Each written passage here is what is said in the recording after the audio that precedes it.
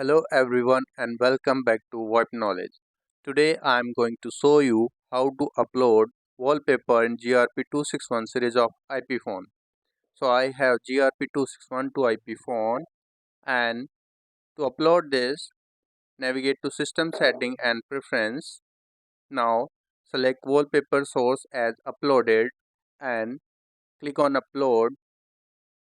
Select the file whichever you want to show on the IP phone as wallpaper. So I am selecting our image. So the image is selected, and same way you can upload on others GRP261 series of IP phones, and same way they will be work. So I have uploaded and I'll show you now. Showing you, so the wallpaper is uploaded. Thank you for watching.